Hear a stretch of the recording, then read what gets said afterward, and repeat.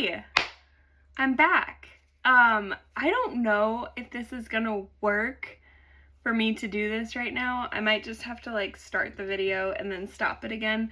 I am supposed to be I'm supposed to be going to a work meeting in 5 minutes. And so, but I wanted to take this opportunity to do my second video. I have been trying to do this second video for a few weeks now because I so enjoyed doing the first one, and a few of my friends who have watched this have been like eagerly anticipating the next one, and so I'm just really excited. I just have to say a couple of things from a creative standpoint. One, this lighting is obviously so bad, and I'm sorry, that's just what it is right now. Until I get into my studio and in my office, this is what it's gonna be. The second thing is the timing. I really wanted to be able to do these once a week, but with the kids home from school and with Matt in and out of the house, like this is something that I want to do when I'm alone, and so I am currently alone. But it's hard for me to do these videos when I have people running through the house. So you'll have to bear with me, and I really hope that that I eventually can do them more frequently, but for right now, this is what I can do. So also, I have to just get this out of the way. I just tried color street nails. I've never done them before. I'm not sure if I'm going to love them, but I will say that the application of these was super, super quick. My friend, who is actually a worker at my little girl's daycare, I don't even think she sells them, but her friend sells them and gives her a bunch of samples, and then she just gives them out as well. So I mean, they're not bad. There are some areas where it's a little bit rough, but for like this one and this one. But I mean, honestly, for just having something on my nails, like it literally took probably closer to 10 minutes, but it's pretty fast. Okay. So on this episode, I'm going to talk to you about my very long and detailed history of my faith. Okay? Let me just like put it out there from the get-go that I am a Christian. I believe in Jesus and that he is my savior, and I do believe that he was a man and he definitely walked the earth and that he was real, and I believe that the Holy Spirit works in us and through us on behalf of the Father. I believe that God is a gentle God, but I also believe that he is very much one that will fight for justice, and there is no true justice apart from God. And I, by nature, am a very just type of person. Like, I operate from a place of, no, that's not right. No, that's not right. Yes, this is right. This is wrong. I want there to be justice for all the things that have been done wrong to me, but more than that, I want them to be made right for the people that didn't deserve that wrong being done to them. I want them to see justice in their lives. So all of that said, sorry, let me just check my schedule real quick, because I think they just rescheduled it. Yes, that means I can do this video. Yes, that makes me so happy. Okay, so now, having said all of that, I And I want to say this so carefully because I don't want to be misunderstood. But two, I want to make sure that I am actually communicating what I actually believe or am trying to discover more about what I believe. I am 35 years old, and I have had a lot happen to me, as you heard in the last video. If you haven't seen that episode, go check it out. But I've gone through a lot, and now at the mature age of 35, I am just coming to understand more about life and more about faith, and I have questions, period. And I can tend to be pretty skeptical. Again, in general, I can be pretty skeptical. I also can be pretty suspicious of intentions. And one of my main fears is being duped, is being made to believe something that actually wasn't real or actually wasn't good for me, and just kind of being taken advantage of. And what is that word? It starts with a D. Deceived. That is a huge fear of mine.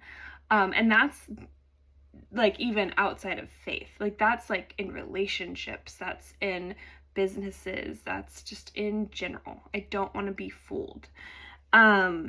So I have a lot of questions about Christianity.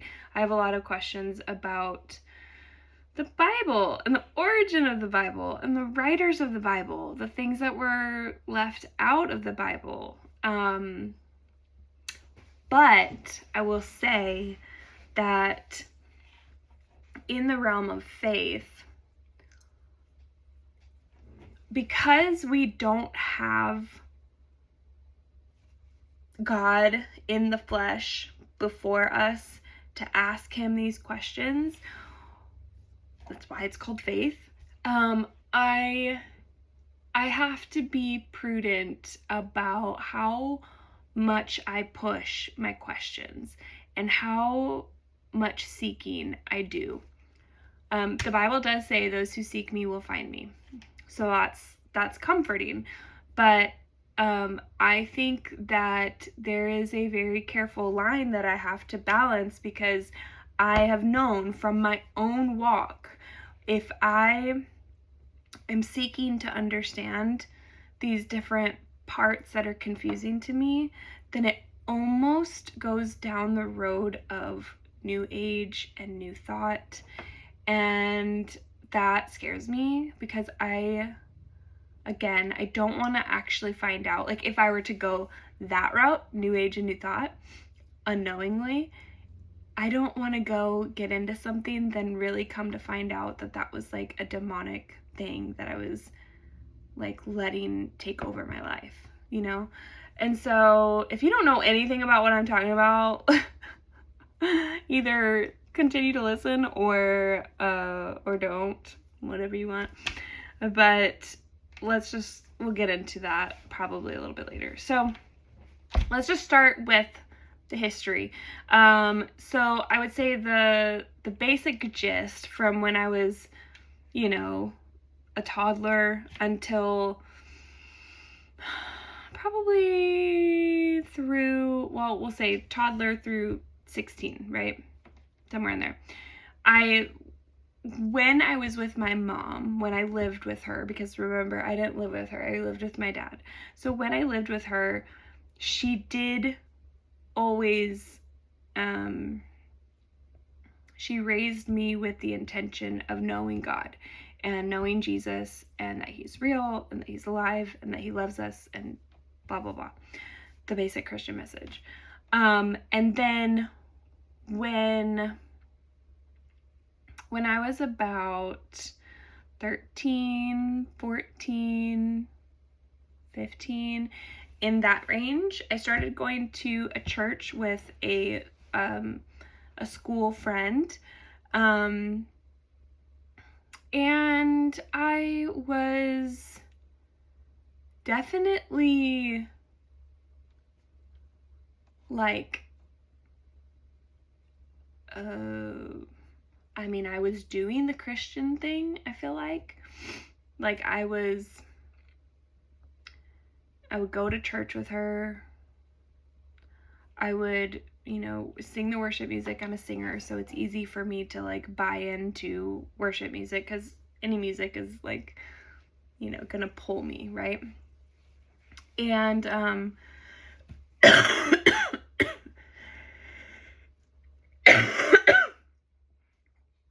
cough is terrible. Anyways,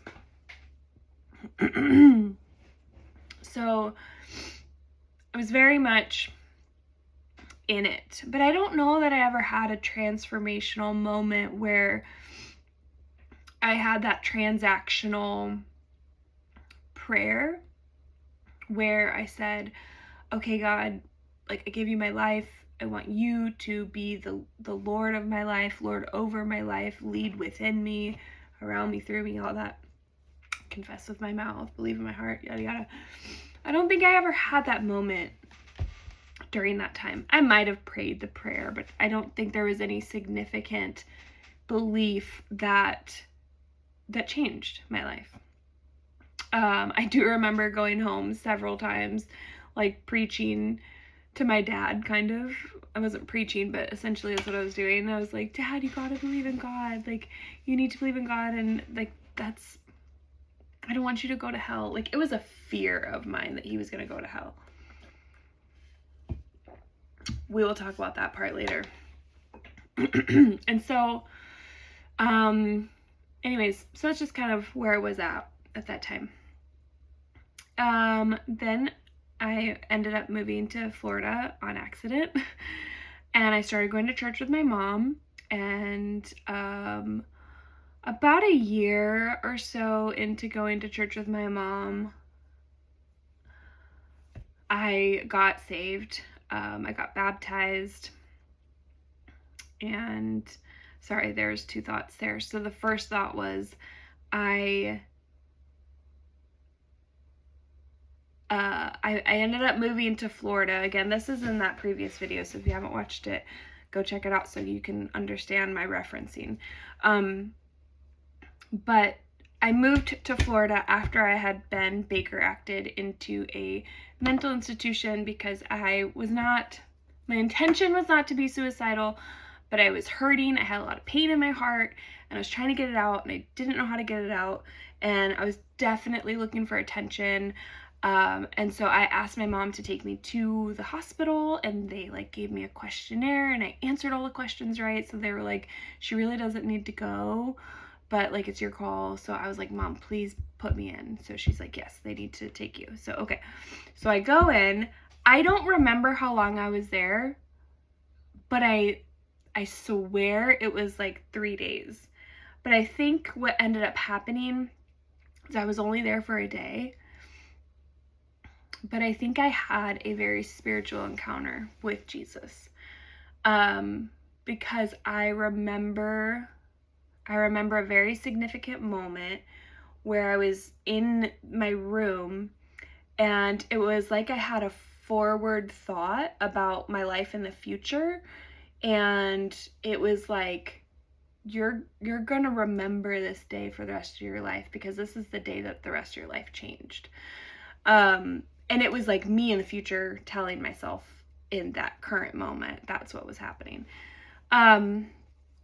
So anyways, so I got out of there, went to church with my mom. I, was very sensitive and tender because that had just been a really big deal. I lost contact with my dad. He wasn't talking to me for 3 months. So I definitely had a lot of things to work through. And then, let's see, basically was attending church, and I was in ROTC when I was in high school, which was very beneficial. I loved it. But I was kind of hanging out with I won't say the wrong people, but the influence they had on my life was putting me in or on a path I no longer agreed with. So while I loved them and enjoyed my friendships with them very much, I had to make a very conscious decision that I was no longer going to continue my bond with them, because I needed to make sure that I was focusing on what I actually wanted for my life. And that was a hard decision to make at 16, 17 years old. I also was working at a job that was also very not good influence for me. It was, again, putting me in situations I shouldn't have been in. It was just not good, right? Like, I still have shame over it, actually, which is terrible because I'm 35 and like I'm married and I have kids. I shouldn't feel that way, but I do. I knew better, and I wasn't that person. The person I was being and acting like was not really me, you know? Like, I was very loosey. Like, I wasn't having sex. I wasn't doing that. But I was just going out and like kind of just not caring about how I associated myself specifically with men. It was just, I don't know. I obviously needed and wanted that attention and that fulfillment and daddy wounds. Am I right? Okay, sorry I keep playing with my hair. Like, I love playing with hair, so it's just kind of like a thing that I do, but I realize that might be very distracting for you. So anyways, so I quit that job because, again, it was creating a negative influence in my life, and I didn't need that. So I actually, not too long after that, started becoming a part of this is where it gets juicy. I started going to this thing called the House of Prayer in Jacksonville, and all the people were lovely. I definitely still talk to one of them, two of them if I count that person. Anyways, lovely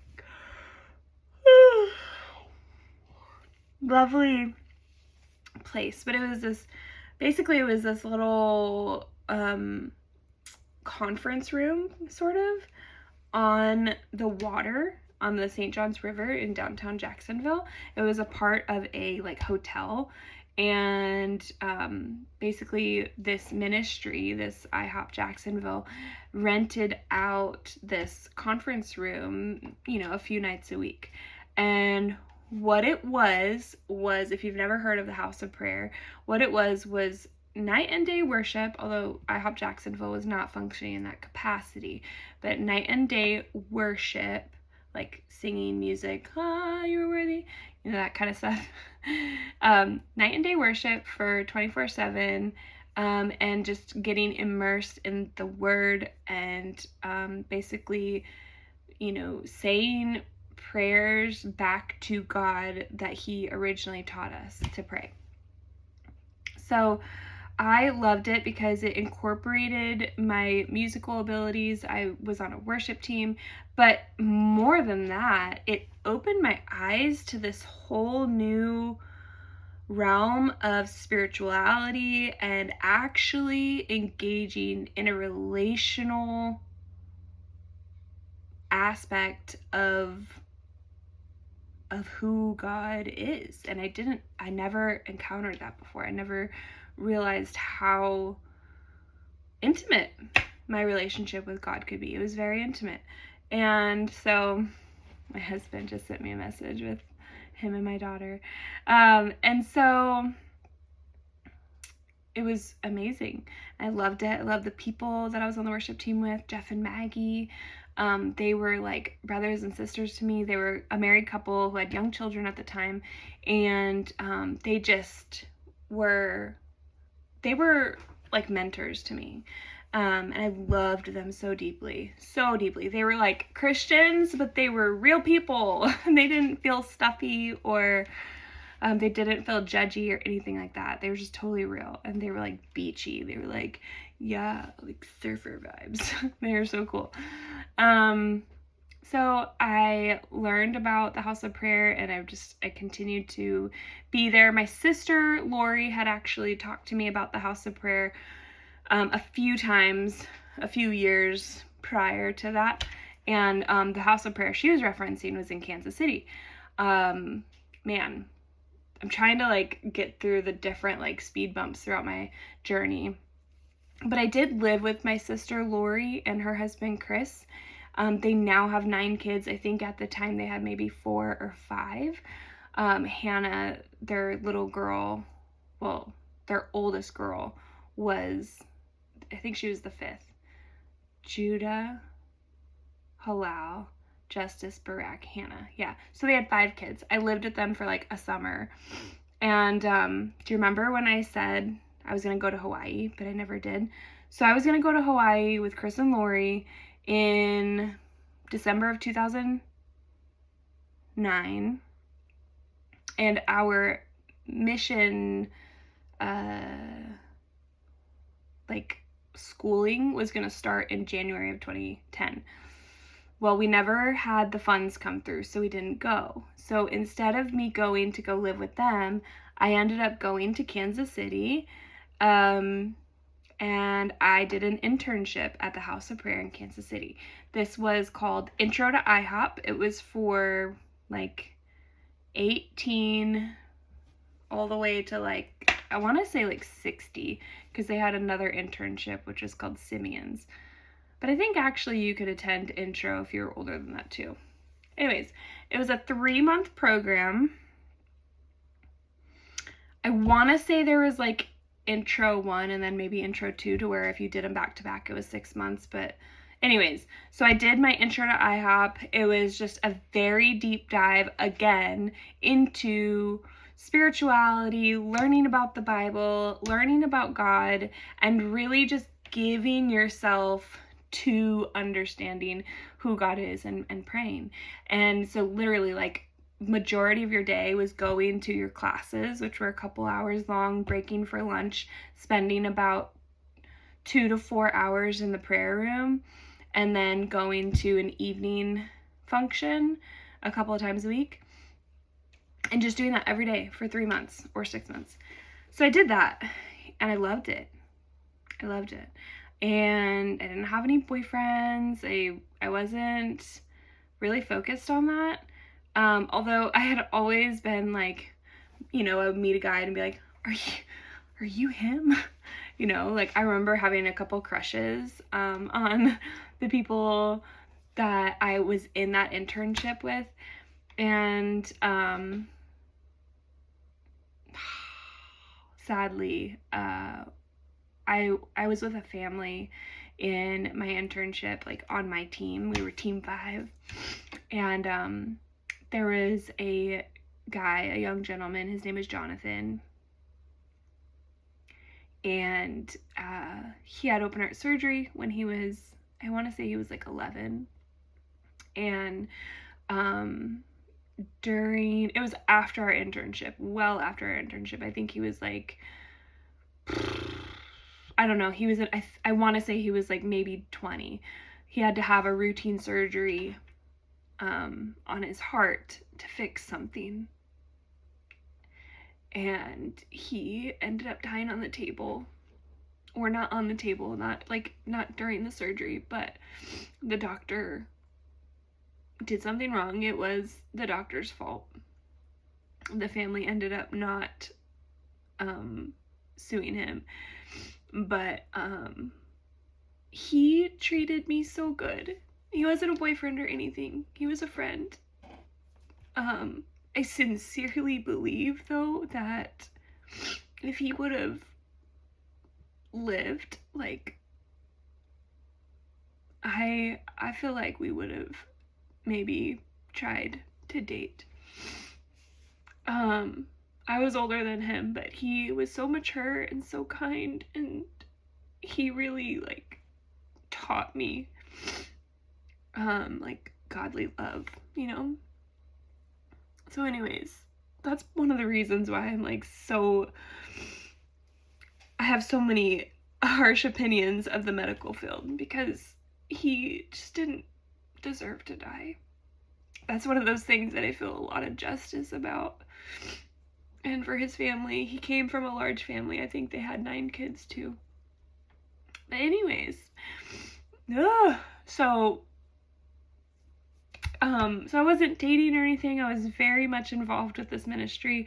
I ended up becoming a part of the ministry and joined the One Thing internship, where I got to live with a group of girls, 3 or 4 girls, 6 months at a time. I did it 3 times. So for a year and a half, I lived in 3 different apartments with a set of different girls each 6 months. And it was so awesome. It was amazing. Like, first of all, talk about humbling, because the purpose of me being there, I was a house leader, and I was supposed to basically just like live a Christian life before these girls and like disciple them and walk them through like everyday life and just like teach them and be a living example. And it was amazing. It really was. It was one of the most significant times in my life. I still talk to a lot of the girls, and they're just amazing. I feel so blessed that I had that opportunity. Actually, one of the girls that I just did her wedding in Georgia, she wasn't on my team, but she was in the internship. And so I just feel like, oh my gosh, like it's such a blessing to still know like where they are, and having been with them in that time of their life and now being friends with them still 10 years later is just really awesome. So anyways, let's get to the good stuff. So I'm going to fast forward to 2023. Come to find out. So when you would go to IHOP and you would tell people about IHOP, if they're like Christians, they probably, and Christians like with an evangelical background or Assemblies of God background or like Baptist background, usually that sect of Christianity would know what IHOP is. And some would have like awesome things to say about it, and some would be like, ooh, isn't that a cult? And we would defend it hardcore. Like, no, it's not a cult. Mike Bickle, he was the leader. Mike Bickle is amazing. He loves the Lord. There's no way it would ever be a cult. La la la la la la la la la la. So, Q 2023, and all of this stuff, dirt, sin just comes out. Here there was this allegation that he was grooming women, that he had sexual relations with underage girls. And then a ton of speculation was coming out, putting things together. There were people that had been to IHOP that were on staff that ended up leaving because they felt mistreated, and probably for years these people that left were not taken seriously. I never felt like I was in that camp. Like, I didn't discount someone's experience. That's just not my nature. I don't really do that. I just seek to understand and kind of analyze. But I'm sure they felt super validated when all of these claims started coming out. And there's been a ton of investigations, a ton. If you want to look more into this, you can, because honestly, I haven't really paid too close of attention to it, but I want to make a point here in a minute.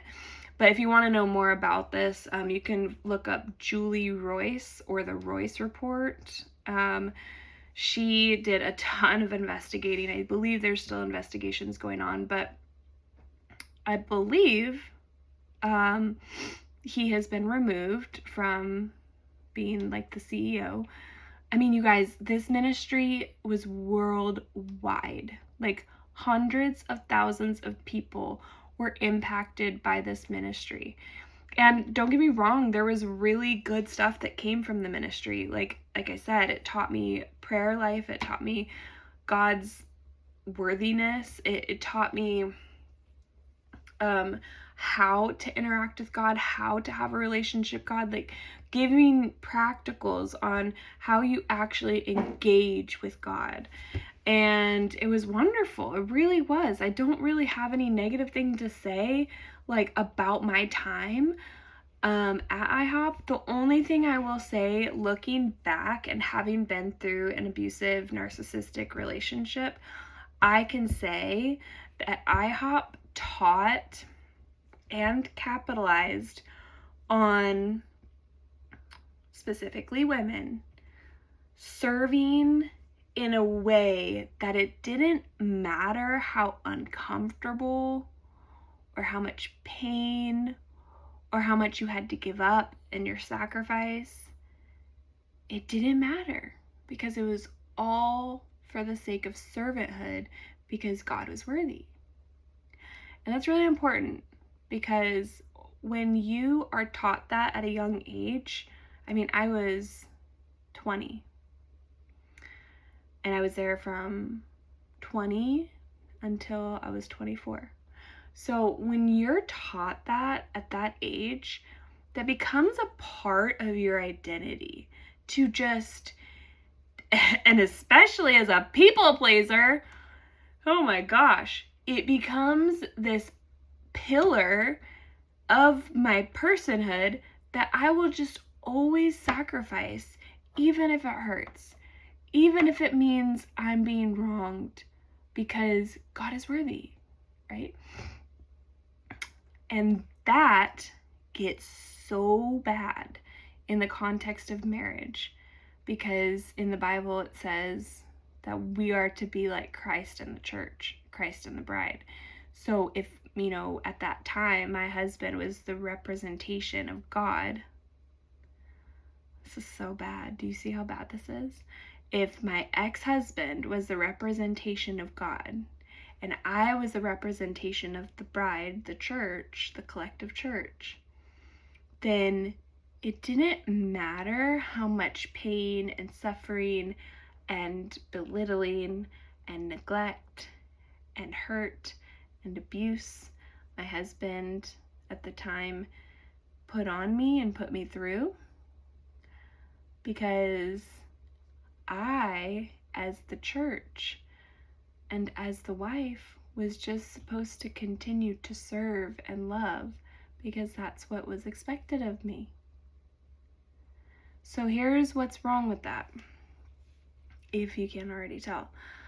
The women that were at IHOP at the time, I cannot even tell you how many women. I mean, probably, if I had to guess, at least 100 women. I'm sure it's probably close to probably 300. And again, I'm giving very guesstimated numbers, but again, because this is worldwide, this ministry was worldwide, and because this theology was taught everywhere, and because of different cultures, especially in the East, I'm sure this was something that was capitalized on to manipulate women. But of my own personal experience, I know 1, 2, 3, 4, 5, 6. So I know 7 women, including myself, that probably 8 actually. 9. I know 9 women, including myself, who went through a narcissistic, abusive marriage. And they're all Christians. And they all believed that if they just did one more thing, God would enlighten their husbands' minds. If they just stuck it out for just a little bit longer, surely there was going to be a breakthrough for them. If they just sacrificed a little bit more and did it for the sake of their family and for the sake of the unity and sanctification and the wholeness of their marriage, and for the ministry that their marriage would bring to all the people, because we're supposed to be like Christ in the church and our marriage should represent that, if we could just sacrifice a little bit more, a little bit longer. And I'm telling you guys, this was so bad. And so when all of this stuff came out about IHOP, so many women came forward and talked about how they had been in an abusive marriage and explained the same thing. All the stories were the same. They were all the same. Now, of the 9 women that I know, including myself, and I guess I should say of the 9 abusive marriages that I'm familiar with, including my own, I believe at least 5 of them, the man was on a hyper spirituality mania where it was God or nothing. It was, you do this, what I think God is telling me to do, or you're nothing. You come with me and be homeless with me and give all of our possessions away, and we give until we have nothing left because God is worthy. Oh my gosh, that is so wrong, first of all, let me just say. And if I had my Bible with me right now, I would tell you about 1 Timothy. Oh, hot dog, there's a Bible right here. My son's Bible. Yes. Let me read this to you because it is freaking eye-opening. I got this when I was freshly separated from my ex, and it lifted the weight off of me. I mean, can you imagine being 4 weeks pregnant and having 4 children and just having left Michigan to Florida, and you're supposed to figure out your life now, and then also wonder if you're doing the right thing? Woo! Okay.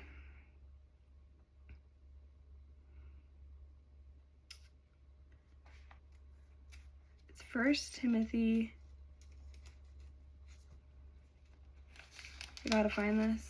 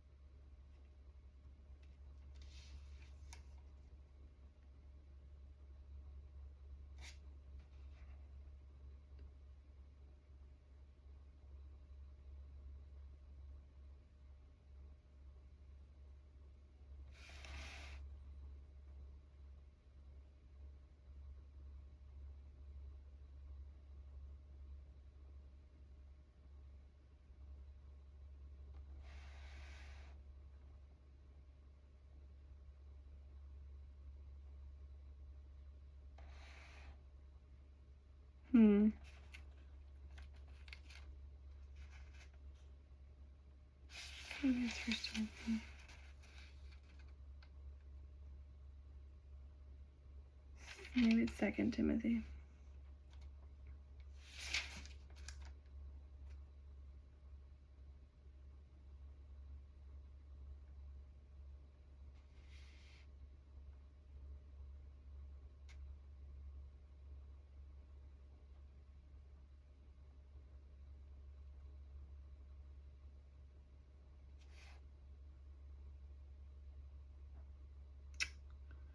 Sad I can't find it.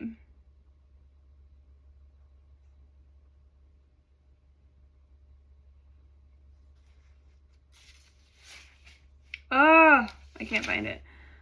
This is also like NKJV. It's KJV. I'll find it.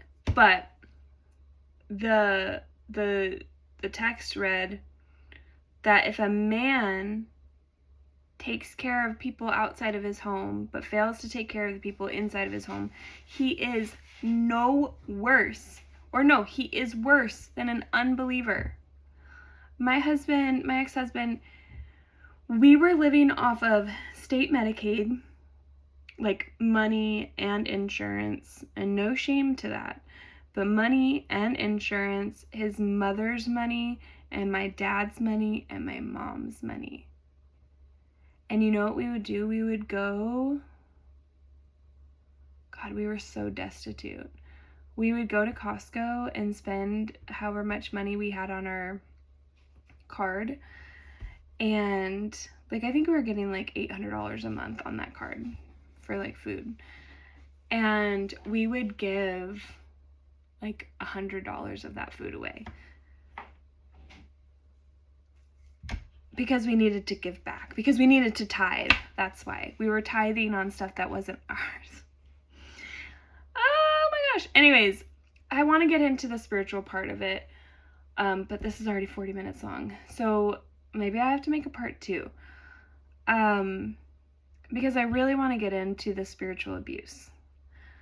Because the spiritual abuse was the worst thing that I think I went through, because it now has a hold on me. I used to be very much not into, like it's a hobby, but I believed very much in, the gifts of the spirit of prophecy, tongues, healing, works of the Holy Spirit, the movement of the Holy Spirit, dreams, visions, things like that. And I now am so skeptical and so cautious of any kind of word or anything like that, because I just think that it's abused and it's used as like a hobby. Like, there's no respect to it. It's like a game to people. I will say, just because if there's someone here that, has been through any kind of spiritual abuse, I will say that I do believe God still moves in that aspect. And I'll give you an example. My ex-husband was in Kansas City while he was literally like going crazy. And like he was diagnosed with schizophrenia. And he was in a manic episode, and I flew there from Florida in this was seriously my last attempt to help him help himself. Otherwise, when it was time, I was going to file for a divorce. So I went to Kansas City, and that's where the house of prayer was, right? So I went into the prayer room because I hadn't been there in so long. And I sat down, and it just was like letting the worship music like soak over me. And I saw some familiar faces.